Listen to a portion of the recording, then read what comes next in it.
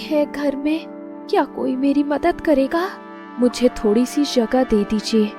अब इस तूफानी रात में मेरे दरवाजे पे कौन आ गया? कहीं कोई फिर से मुसीबत में पड़ गया क्या? बाहर बहुत तेज तूफान और बारिश हो रही है। मुझे कहीं रहने की जगह नहीं मिल रही। मुझ पर दया करके मुझे थोड़ी सी शरण दे दीजिए। ऐ कौन हो तुम? और इतनी रात को यहाँ क्या कर रही हो? क्या बात करती हो? मैं तुम्हें जानता तक नहीं। कहाँ से आई हो? कौन हो? मैं तुम्हें शरण दूं ही क्यों? क्या तुम्हारे पास जाने को कोई और जगह नहीं है क्या? मेरे पास जाने के लिए कोई जगह नहीं है। जरा मेरी हालत तो देखिए। इस तूफानी रात में, इस हालत में मैं कहाँ जाऊंगी? इतनी रात में यहाँ कौन आया है जी? तुम कौन हो? इस हालत में यहाँ बाहर क्यों खड़ी हो? दीदी, मैं एक बेसहारा लड़की हूँ। मेरे पास कोई ठिकाना नहीं। आज की रात मुझे यहाँ रुकने दीजिए। नहीं नहीं नहीं नहीं नहीं, यहाँ नहीं रुकने दिया जा सकता। अरे भाई, तुम कहाँ से आई हो? कुछ पता नहीं कौन हो, क्या नाम है तुम्हारा? कुछ नहीं पता। आगे पीछे का कहीं शरण देकर हम किसी मुसीबत में पड़ गए? नहीं नहीं, यकीन मानिए, आप किसी मुसीबत में नहीं पड़ेंगे। इस दुनिया में मेरा कोई नहीं है। अरे तुम्हें क्या तकलीफ हो रही है? तुम मना क्यों कर रहे हो? इस लड़की की थोड़ी सी मदद कर दोगे तो क्या नुकसान हो जाएगा? तो अरे भाई सुनीता, तुम समझ नहीं रही। तो बाद में अगर कोई मुसीबत खड़ी हो गई तो हम बेकार के झमेले में पड़ जाएंगे। झमेले में पड़ेंगे तो देखा जाएगा। पहले इस लड़की की जान तो बचानी होगी। आओ आओ, तुम अंदर आओ। मैं तुम्हें सूखे कपड़े देती हूँ, तुम कपड़े बदल लो।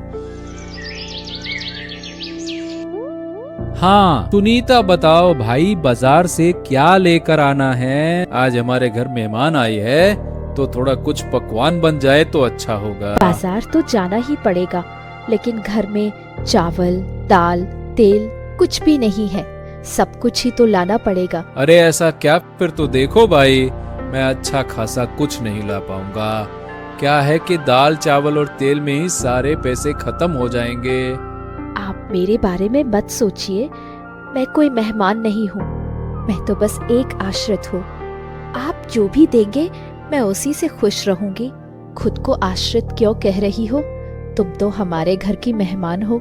हम गरीब हैं, इसलिए हमारे घर वैसे भी कोई मेहमान। आप लोग जो खाएंगे मैं भी वही खा सकती हूँ। अच्छा खिलाने की इच्छा हो तो आगे बहुत वक्त पड़ा है, वो तो ठीक है, लेकिन आज तुम्हारा पहला दिन है, कुछ तो अच्छा खाना ही चाहिए। अजी सुनो, तुम जाओ, अगर मीट ना भी ला पाओ तो आज थोड़ी मछली ले आना। अब बड़ी मछली ला पाऊंगा या नहीं ये तो नहीं पता, लेकिन हाँ चलो मछली लाने की कोशिश जरूर करूंगा। उसी से काम चला लो। संभाल लूंगी। तुम अब जाओ और जल्दी लौट आना। इस हालत में लड़की ज्यादा देर भूखी नहीं रह पाएगी।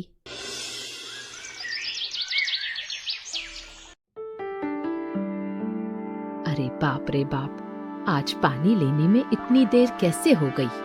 घर में कोई खास काम था क्या? हाँ चाची, घर में थोड़ा काम था, इसलिए पानी लेने में आते समय देर हो मैंने गई। देखा कि तुम्हारे घर में एक गर्भवती लड़की घूम रही है।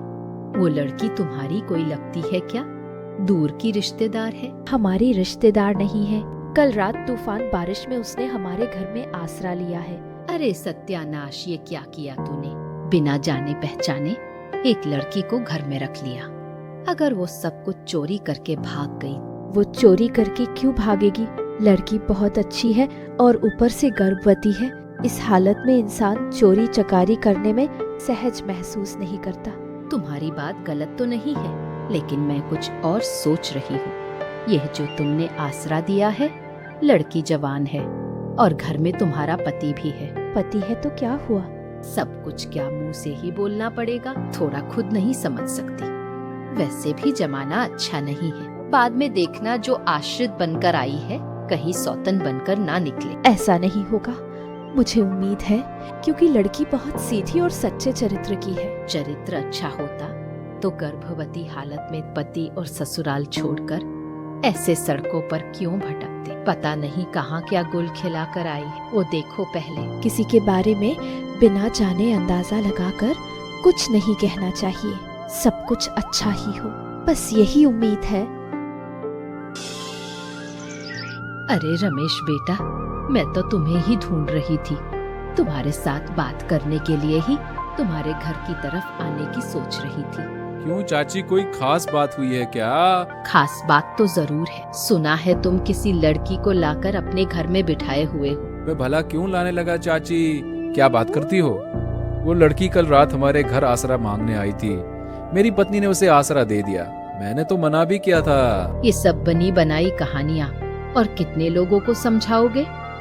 गांव के सब लोग अब जान चुके हैं कि तुम एक लड़की को भगा कर लाए हो। छी छी, क्या बात करती हो चाची? अजीब बात है। मैं भला क्यों भगा कर लाने लगा? और फिर वो लड़की गर्भवती है। यही तो सबका सवाल है कि इस लड़की के बच्चे का बाप कौन है, तुम हो या कोई और? शायद तुम्हारा ही है, इसलिए तुम उस लड़की को यहाँ लेकर आए हो। अरे अब कुछ ज्यादा ही हो रहा है चाची। उस लड़की के बच्चे का बाप मैं क्यों होने लगा? क्या बात कर रही हो आप? हम तो उस लड़की को जानते तक नहीं हैं। लेकिन याद रखना, गांव वालों का मुंह ऐसे ही बंद नहीं। अरे वो सब मैं जानता हूँ। इस गांव के लोगों का ना दिमाग खराब हो गया है, वरना एक आम गर्भवती महिला को हमने सहारा क्या दे दिया कि मेरा नाम उससे जोड़ा जाने लगा। उसके बच्चे का बाप बना दिया मुझे। क्या गजब लोग हैं इस गांव के। सही बताओ, मेरा तो सुन के दिमाग खराब हो गया। कैसी कैसी सोच है। किसी की मदद करना क्या गुनाह हो गया? क्या चाची बताओ, क्या किसी की मदद नहीं कर सकते? अब इन सब बातों का कोई फायदा नहीं है। देखो, अब तुम लोग इस गांव में रह भी पाते हो या नहीं? मैं जानती हूँ कि मुझे लेकर गांव के लोग तरह तरह की कड़वी बातें करने लगे हैं। यह तुम्हें कैसे पता चला? जब तुम पानी लेने गई थी तब मैं यूं ही टहल रही थी। तभी दूर से तुम्हारी और उन चाची की सारी बातें मैंने सुन ली। वो कोई इतनी बड़ी बात नहीं है। उन चाची का स्वभाव ही थोड़ा झगड़ालू है। दूसरों के घरों के मामलों में टांग अड़ाना उनकी आदत है। वो तो मैं समझ गई, लेकिन मेरे बारे में सब बुरा कह रहे हैं। मेरे बारे में कहे तो कहे, मुझे उससे कोई दिक्कत नहीं है, लेकिन वो तुम लोगों को भी इसमें घसीट रहे हैं। हमें घसीट रहे हैं तो क्या हुआ? क्या हम बुरे हो गए? लोगों का काम तो कहना है। वो कहेंगे ही, उनके पीछे पड़कर थोड़े ही बैठेंगे। लेकिन मेरी वजह से तुम लोगों को समाज का दबाव झेलना पड़े, यह मैं कैसे होने दे सकती हूँ? इस लाचार जिंदगी के साथ मैं तुम लोगों को नहीं बांधूंगी। मैं तुमसे ऐसी बातें नहीं सुनना चाहती। तुम सुनना ना चाहो तो भी तुम्हें सुनना होगा। मैं और तुम्हारे घर नहीं रहूंगी। मैं आज शाम को ही चली जाऊंगी। तुम्हारी तबीयत अभी ठीक नहीं है, इसलिए मैं तुम्हें शाम को किसी भी कीमत पर नहीं जाने दूंगी। पहले तबीयत ठीक होगी, फिर कुछ और सोचना। लेकिन दीदी, ये तो ठीक नहीं है ना? बताओ, इस हालत में तुम्हें घर से जाने के लिए कहना भी मेरे लिए ठीक नहीं होगा, समझी? अब तुम चुपचाप खाना बनाने में मेरी थोड़ी मदद करो। अरे तुम्हारी वजह से ये सारी मुसीबत खड़ी हुई है। क्या मैंने पहले तुमसे नहीं कहा था कि हम मुसीबत में पड़ जाएंगे? लोग क्या क्या कहेंगे, झेलना हमें होगा। बाद में मुसीबत होगी। अभी मदद करने में बड़ा अच्छा लगता है। तुमने मेरी एक न सुनी। मैं मानती हूँ कि आसरा मैंने दिया है, लेकिन गांव के लोग ऐसी बातें बनाने लगेंगे, यह मुझे अंदाजा नहीं था। अंदाजा क्यों नहीं था तुम्हें? साफ साफ तो बता रहा था मैं। गांव के लोग ऐसी बातें फैला सकते हैं, यह तुम नहीं जानती क्या?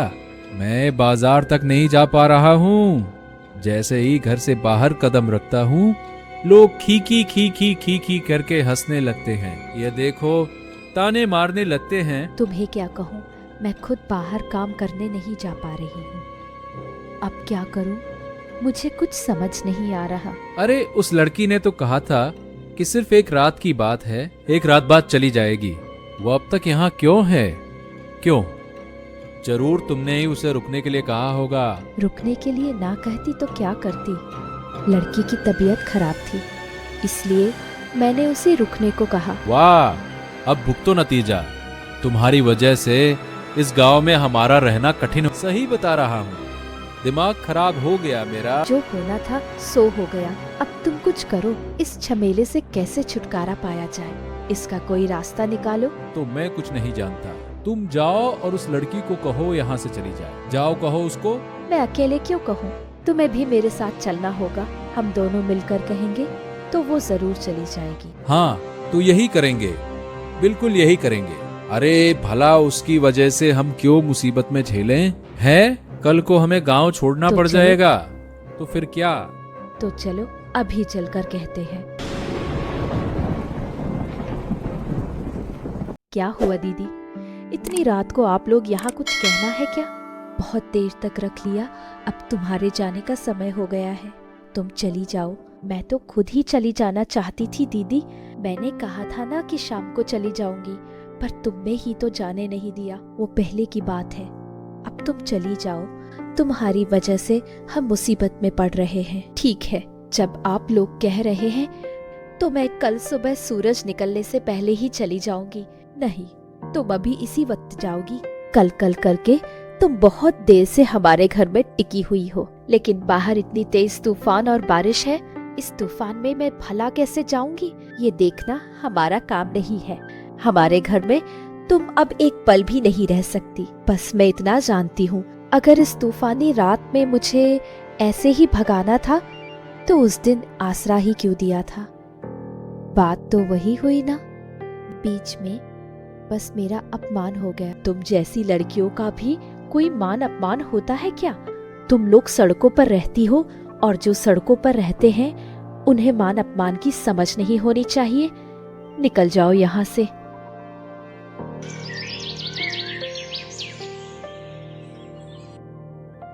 तुम फिर यही आकर टिक गई। अब तो गांव के लोग और भी बातें बनाएंगे। देखिए दीदी, आप लोगों ने मुझे आसरा दिया था, उसके लिए मैं आपकी शुक्रगुजार हूँ। ये गांव सिर्फ आपका अकेले का तो नहीं है ना। मैं इस गांव में जहाँ चाहूँ वहाँ रह सकती। वो तो तुम रह ही सकती हो, लेकिन तुम्हारी वजह से जो बातें हमें सुननी पड़ रही हैं, वो हम बर्दाश्त नहीं करेंगे। जो होना था वो हो चुका। अब मैं कहाँ गई, कहाँ रही, लोगों ने क्या कहा, ये सब जानने की जरूरत आपको है, ऐसा मुझे नहीं लगता। अरे बाप रे बाप, रात को घर से क्या निकाला? तुम तो तुरंत पलटकर तेवर दिखाने लगी, पर आप भी मुझे ताने मारने में कोई कसर नहीं छोड़ रही। ताने ना मारूं तो क्या करूं? सब लोग समझ रहे हैं कि तुम मेरी सौतन हो, और अब गांव वाले कहेंगे कि मेरे पति ने अपनी गर्भवती पत्नी को घर से निकाल दिया। उससे अब मुझे कोई फर्क नहीं पड़ता। वो आप लोग खुद ही आपस में समझ लीजिए। मुझे बस इस टूटी फूटी झोपड़ी में रहने दीजिए। इस टूटी फूटी झोपड़ी को लेकर इतना घमंड मत करो, समझी? हल्का सा भी तूफान आया तो ये ऐसे ही ढह जाएगी। ढह जाएगी तो ढह जाए, उसके बारे में आपको सोचने की जरूरत नहीं है। मैं अपना देख लूंगी, आप यहाँ से जाइए। ए लड़की, तुम वही लड़की हो ना जो रमेश के घर में आश्रित बनकर रह रही? हाँ, मैं वही लड़की हूँ, लेकिन मेरी एक पहचान है। मेरा नाम कविता है और मैं अब इसी गांव में रहने लगी हूँ। तुम इस गांव में रहने लगी हो? तुम्हें किसने इजाजत दी इस गांव में रहने की? क्या ये गांव तुम्हारे बाप का है? ये गांव तो आपका भी नहीं है दी। फिर आप ऐसी बातें क्यों कर रही है? इजाजत लेनी होगी तो मैं खुद ले लूंगी। गांव के छोर पर उस झोपड़ी में ही रहती हो ना तुम? रमेश का घर क्यों छोड़ा? बच्चे को अपनाने से मना कर दिया क्या उसने? अजीब बात है, मेरा बच्चा किसका है यह मुझे अच्छी तरह पता है। आप लोग खामखा रमेश भैया का नाम क्यों बीच में घसीट रहे हैं? समझती हूँ, सब समझती हूँ। उस सुनीता ने तुम्हें गर्दन पकड़कर घर से बाहर निकाल दिया है। आपको इतना सब समझने की कोई जरूरत नहीं है, और यह बात गांव में आपने ही फैलाई है, यह मैं बहुत अच्छे से जानती हूँ। ऊपर से आवाज ऊंची करके बात कर रही हो। इस गांव में रहना है तो तमीज और शराफत से रहना होगा, वरना जमींदार से कहकर सीधे बाहर निकलवा दूंगी। समाज को गंदा कर रही है, बदचलन लड़की कहेगी। आप जाइए और अपने उन जमींदार बाबू को बुलाकर ले आइए। मैं भी खुलकर बताऊंगी कि आप लोगों ने कितनी गंदगी फैलाई है।